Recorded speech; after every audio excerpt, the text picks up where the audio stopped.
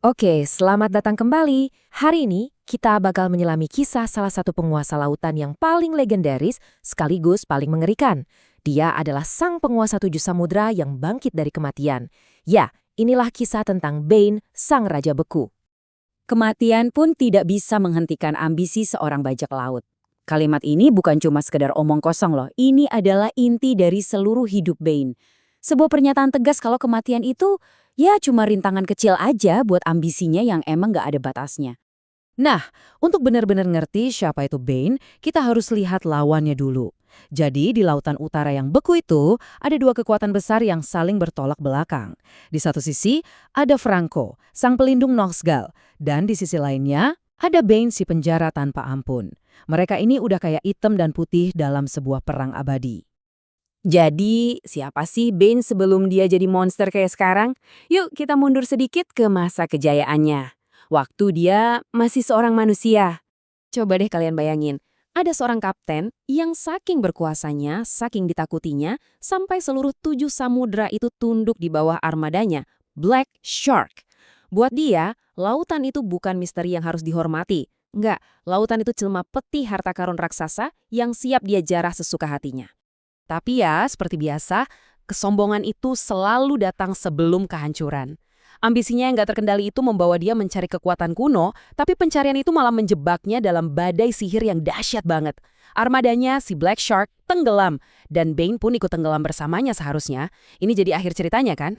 Seharusnya, tapi dasar samudera yang gelap itu ternyata bukan jadi kuburannya. Justru sebaliknya, itu adalah tempat kelahiran dia kembali, menjadi sesuatu yang jauh-jauh lebih mengerikan. Bane itu nggak mati, dia malah kena kutukan yang mengubah wujudnya jadi sesuatu yang disebut antropomorfik, sebuah perpaduan yang mengerikan antara manusia dan gurita. Dia bukan lagi manusia, tapi monster yang dibangkitkan oleh kekuatan kuno dari laut yang paling dalam. Transformasinya ini bukan cuma soal fisik aja. Poin pentingnya di sini adalah sisi kemanusiaannya udah terkikis habis. Dia nggak butuh oksigen lagi untuk hidup, darahnya sedingin es di kutub, kekuatan laut yang misterius sekarang mengalir di dalam dirinya, mengubah dia jadi wujud amukan samudra itu sendiri. Dengan kekuatan baru yang luar biasa mengerikan ini, tentu datang juga pasukan baru. Pasukan yang jauh lebih menakutkan dari armada manusia manapun yang pernah ada. Bane nggak kembali sendirian, dia pakai sihir gelapnya buat membangkitkan lagi kapalnya yang udah hancur. Armada Black Shark sekarang berlayar kembali, tapi bukan lagi sebagai kapal kayu dan besi, melainkan sebagai penampakan arwah, sebuah armada hantu yang menebar teror di lautan. Terus, awak kapalnya gimana? Mereka juga bangkit, jadi para tengkorak yang setia. Tapi, lihat deh perubahan tujuan mereka yang gila ini. Dulu mereka cari emas dan permata. Sekarang, mereka menjarah satu-satunya hal yang jauh lebih berharga, jiwa para pelaut yang malang. Ini kan level ancamannya udah beda. Bukan lagi sekedar bajak laut, tapi udah jadi teror supranatural. Oke, dengan kekuatan dan pasukan hantu yang dia punya, apa sih tujuannya sekarang? Jawabannya ada pada satu nama yang paling dia benci, Franco. Arogansi Bane itu benar-benar luar biasa. Buat dia, Franco, sang pahlawan dan pelindung Nosgal, itu bukan lawan yang sepadan. Dia ngeremehin Franco dan cuma menganggapnya sebagai nelayan kecil yang keras kepala. Dia ngerasa terhina banget karena ada manusia biasa yang berani-beraninya menghalangi jalan dia.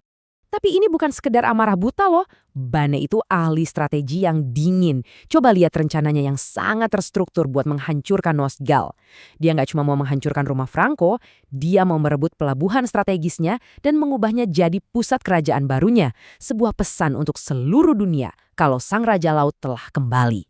Dan tentu aja, dia punya persenjataan buat mewujudkan rencananya itu. Gaya bertarungnya benar-benar destruktif, meriam, pedang raksasa, dan yang paling ditakuti, kemampuannya yang disebut deadly catch. Coba bayangin ngerinya. Tiba-tiba tanah atau laut di bawah kaki kalian meledak dan muncullah sekawanan hiu hantu yang siap melahap kalian. Tapi ternyata menguasai sebuah kota atau bahkan menghancurkan rival abadinya itu bukanlah tujuan akhir Bane. Ambisinya jauh lebih besar dari itu semua. Nah, ini dia poin kuncinya. Dia udah berevolusi. Keserakahan seorang bajak laut udah nggak ada artinya lagi buat dia. Harta karun udah nggak penting. Tujuannya sekarang adalah sebuah artefak dengan kekuatan dewa. tahta beku yang legendaris. Kenapa sih tahta itu penting banget? Karena tahta itu bakal ngasih dia kekuatan absolut. Kalau dia berhasil duduk di atasnya, dia bisa mengendalikan setiap tetes air di seluruh dunia. Lautan, sungai, danau, bahkan air hujan, semuanya bakal tunduk sama perintahnya. Dia udah nggak mau lagi jadi raja bajak laut. Dia mau jadi dewa laut. Dan ini membawa kita ke pertanyaan terakhir yang paling bikin merinding. Kalau seorang tiran yang haus kekuasaan seperti Bane berhasil mendapatkan kekuatan seorang dewa, mengendalikan sumber kehidupan paling penting di planet ini, kira-kira apa yang bakal terjadi pada Lands of Dawn? Coba kalian pikirkan.